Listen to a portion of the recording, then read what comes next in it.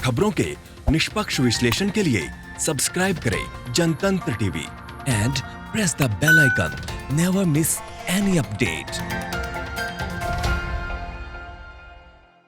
तो अभिनेता सुशांत सिंह राजपूत की मौत के मामले में आज अभिनेत्री रिया चक्रवर्ती की 2 याचिकाओं पर सुप्रीम कोर्ट में सुनवाई शुरू हो गई है। इसमें से एक याचिका में रिया ने सुशांत के पिता के सिंह की तरफ से पटना में दर्ज कराए गए मामले को मुंबई ट्रांसफर करने की अपील की है। इसके साथ ही अदालत बिहार, महाराष्ट्र, केंद्र सरकार और सुशांत के पिता की तरफ से दाखिल जवाबों पर भी फैसला दे सकती है। रिया ने अपने हलफनामे में दलील दी है कि इस मामले को लगातार सनसनीखेज बनाए जाने से उन्हें सबसे ज्यादा सदमा पहुंचा है और उनके निजता के अधिकार का उल्लंघन हुआ है। उन्होंने सुशांत की मौत के मामले में पटना में दर्ज प्राथमिकी मुंबई स्थानांतरित करने के लिए शीर्ष न्यायालय में याचिका दायर की है, जिस पर होने वाली अगली सुनवाई की तारीख से एक दिन पहले सोमवार को उन्होंने ये बात कही थी।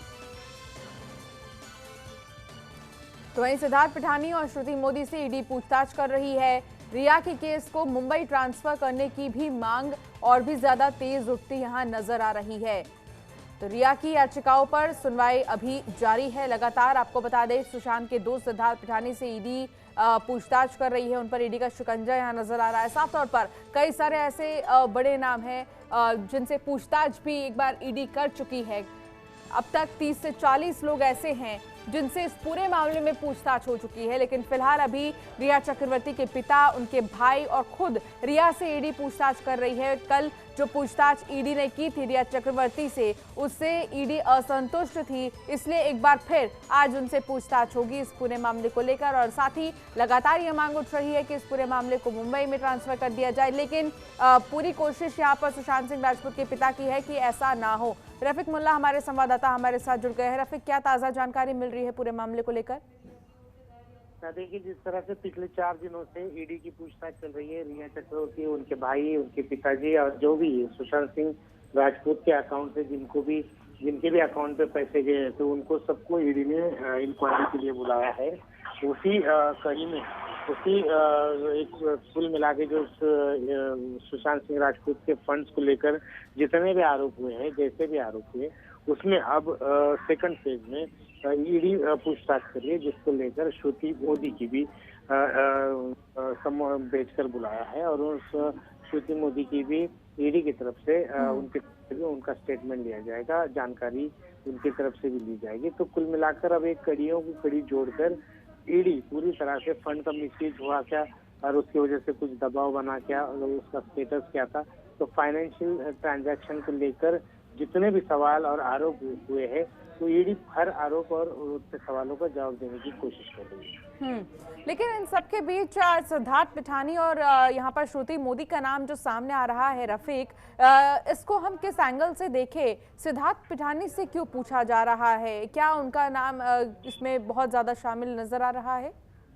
जी बिल्कुल, इसलिए क्योंकि मुंबई पुलिस को पिठानी ने जो स्टेटमेंट दिया है वो बहुत ज्यादा चौंकाने वाला और बहुत ज्यादा ऐसी बातों को तवज्जो देने वाला था, जिसको लेकर एक कयास लगा सकता है कि इसमें कोई ऐसे कंटेंट है जिसको लेकर सुशांत सिंह राजपूत बहुत ज्यादा निराश रहा करते थे या हुए थे।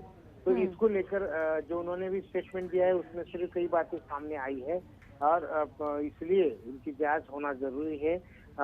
पैसे का लेन देन किस सूरत में हुआ, दबाव से हुआ या किस तरह से हुआ, इसके मोटिव को देखना ईडी भी चाहती है कि उस मोटिव को देखा जाए, वरना 2 व्यक्तियों के बीच में एक दूसरे लेन देन में टैक्स की अमाउंट आईटीआर में अगर मेंशन नहीं है तो उतना ही मामला होता है। तो मोटिव को लेकर भी कई सवाल है, उसके जवाब भी ढूंढने की कोशिश की जा रही है।